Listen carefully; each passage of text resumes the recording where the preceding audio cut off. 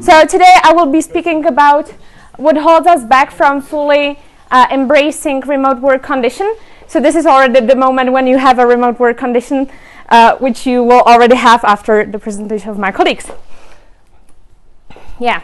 So first, what is actually the full potential of remote work? So shortly, you can be anywhere, anytime. Some people say that they are happy and grateful with what they already have. You know, like when you have to express it, it's usually not true. I will end it here. Some people say that they are humble and they don't need it, because why would they actually aim for more? Again, like they might be happy with what they have. And, you know, behind all these things, there's something else. It's not humbleness. And they also say that they cannot leave others here. If you say this, please stop making your relatives or other people be an excuse for your life. So the reality is, what is behind all these statements, right? It is that we are scared. Period. We are just damn afraid, and it's normal because we are human. You were born, you are alive, you are here. Yes, you are strong, you are amazing, you're doing well, you have experience and so on, but you are scared to fully embrace it. We are the good and the bad. I really liked one statement, and it is that the bigger the sun, the bigger the shadow. Accept it. We are afraid, and it's okay. And I would love to, I would love to confess that I am also scared. I'm scared every time when I leave. I don't know what will await me. I don't know where am I heading. I plan many things last minute, but I started trusting myself. I started taking this as part of all this. I'm scared, and it's fine. It's normal. This is me. So I would love to invite you to really cross the threshold and follow what you want to try, what you want to see the word. And I would love to also you to read the next slide for yourself.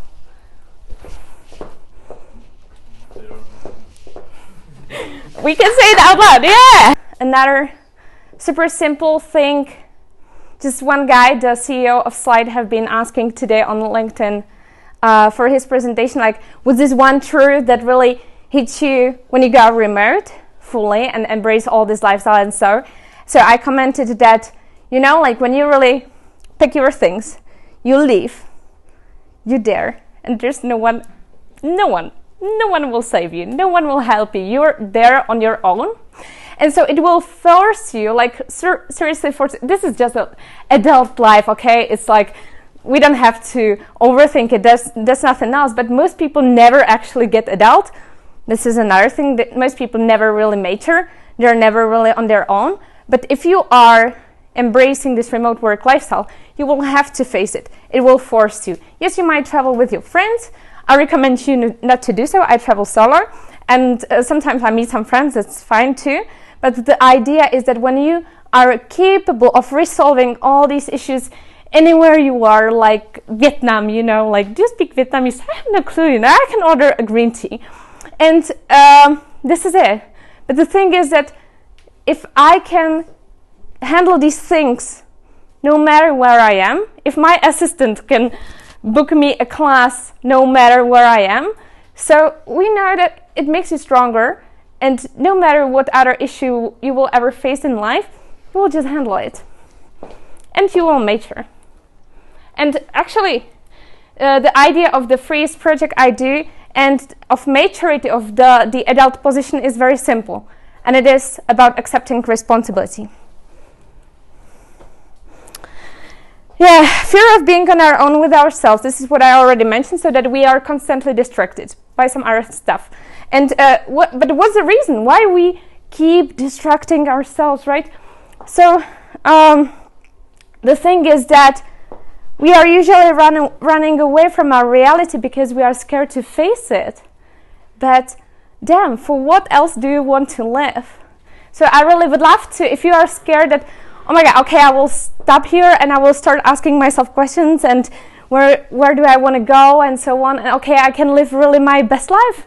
Yeah, I can do this. This sounds great. So at first it will really feel frightening, but I want to encourage you, just believe you can do this, you got this, and you will, just through this process that will be painful, you will create yourself a super beautiful and really self-fulfilled life. Fear of the unknown. It's also legit. It's totally normal, and there will be a lot of unknown, and a lot of you cannot imagine because you do not have this experience. This will incredibly broaden your perspective and understanding of life, world, and everything, and you will really like zoom out from your current little perspective. But the thing is, why we have this fear is because we are trying to control everything. We think that like, okay, I'm here in my city, I know when this bus goes, and I don't have to, I can maybe wait 1-2 minutes, but when you are in the world, I have no clue when the bus goes. I don't know how the public transport works somewhere. You have to resolve so many problems, like ATM fees at the ATM, faulty and like scammy ATMs that are actually taking your money or just eating your card and you cannot get it away. How to get somewhere where there's island and there's no public transport. There are just some taxi drivers. I got to a point when I'm actually moving my suitcase on a bicycle, a motorbike. And to me, it's completely normal. Just like first time when I was going in Bangkok, which is like a big city. So when I just called a motorbike and it was a girl driver and she took my suitcase. It was big over there. I was like, what the hell am I doing? And then I realized it's such a fun, it's just such a different life. But you couldn't anticipate this unless you would be there. Would you ever had an idea I have a scooter here in Georgia. Would you have an idea to buy a scooter? Totally not. And to drive on a scooter on high heels? Totally not. Until I was in Vietnam, and it's okay. So you cannot control everything. You cannot control how the world works, but you can adapt. And how you can just, break this is just relax. And just be curious, be a beginner. You don't know the word because we feel like, oh, we're grown up already, so we have a university, we have a degree, we are important, we are respected. But no, deep inside, you are still a curious kid. You're just suppressing it. Everyone is. I have a friend who's like 45, he's a Perpetual Traveler, and I think he's the most, it's not childish, but just the most curious and exploring person I know. He's 45. He travels the world. He doesn't have a home around the world. And he's